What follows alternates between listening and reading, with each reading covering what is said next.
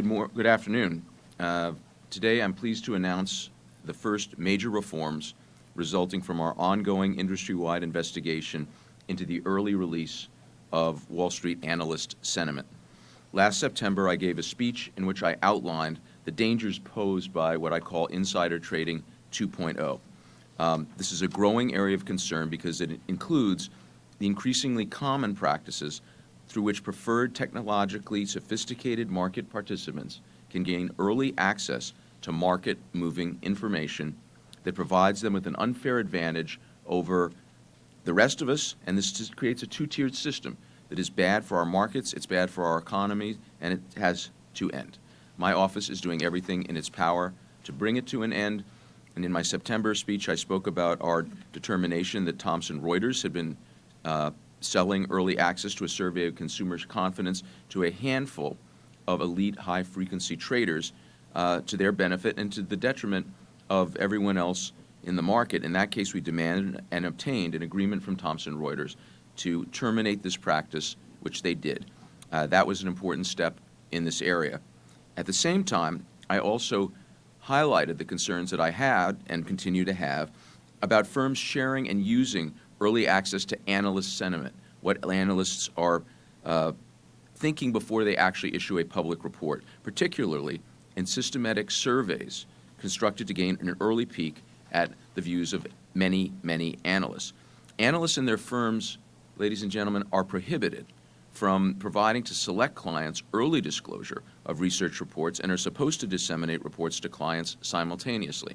A firm with access to analyst sentiments before those views are disclosed in published reports can front-run the market, can gain an unfair advantage, and a firm with the technological capacity and financial heft to broadly, systematically obtain and utilize early access to analyst sentiments can have a serious and unfair advantage over an analyst's other clients and damage the marketplace itself. So today I am very pleased to announce a major permanent reform in this area resulting from our ongoing industry-wide investigation into insider trading 2.0. We've reached an agreement with BlackRock, the world's largest asset manager, to terminate its analyst survey program, not just in the United States, but worldwide. BlackRock manages $4 trillion in assets and does business in 28 countries outside of the U.S. It also operated what was believed to be the largest analyst survey program in the world. The BlackRock survey solicited answers from analysts that could reveal the direction of their next published reports.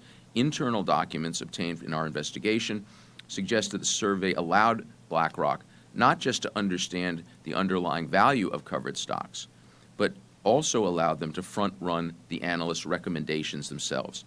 When analysts would provide answers to questions regarding their views on possible future earnings scenarios, possible M&A activity, and other matters, BlackRock was soliciting and obtaining information that was not in the analysts' previously issued reports. Rather, they were trying to learn the sentiment to be expressed in upcoming reports. And often BlackRock would conduct their surveys of analysts long after the publication of a report and just prior to the expected publication of the next report. This was very important, particularly during earnings report season. This led to a greater chance of disclosure of non-public analyst sentiment, as many analysts were responding to surveys while preparing their next reports.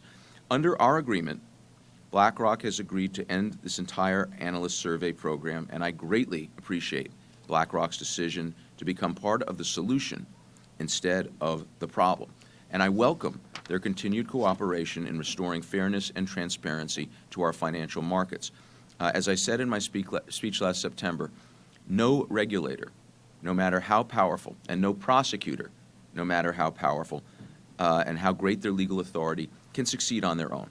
Our investigation has been aided in part by information provided by confidential whistleblowers, and I want to thank them for their courage and cooperation with this effort.